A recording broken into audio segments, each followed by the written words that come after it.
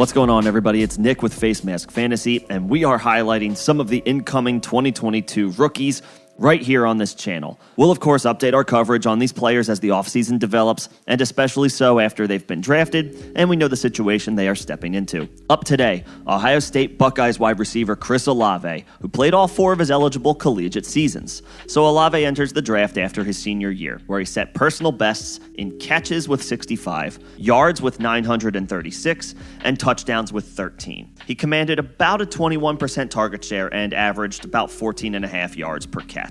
A very quick study shows a fluid route runner with good speed and even better burst. Olave's a versatile player that can line up inside or outside, and when you put it all together, he consistently got separation from opposing defensive backs. Olave's not the biggest wide receiver, standing at 6'1", about 190 pounds, but that's pretty similar to fellow receiver prospect Jameson Williams, who projects to go in the first round despite an ACL tear. The difference with Williams might be he plays at a faster level, and there's a little more confidence in him having put up big numbers in the SEC despite much less playing time than Olave. If you were to make a physical comparison to another recent draft pick for Olave, Devontae Smith is even smaller and just had an excellent rookie year. So size isn't too much of a concern because, much like Smith, Olave is a great route runner. Another thing Olave gets a lot of praise for in nearly every scouting report is his football IQ.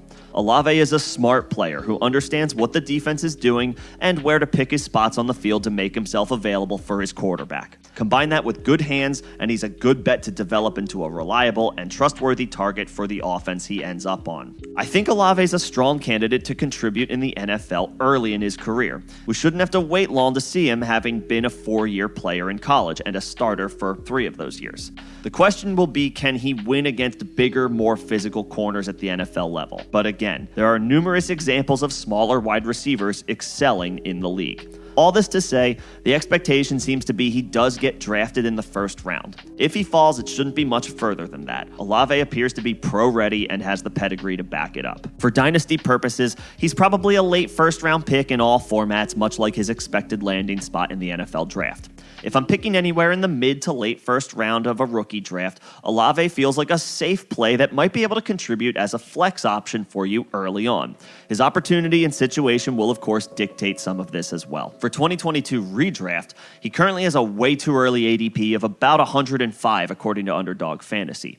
So you have to likely spend a 9th round pick to get him if you draft early, and I feel fine taking a chance like that on a young player with a good shot to contribute right away. He's not some raw, unproven prospect, so his chances of being a day 1 rotational player at worst feels like a good roll of the dice.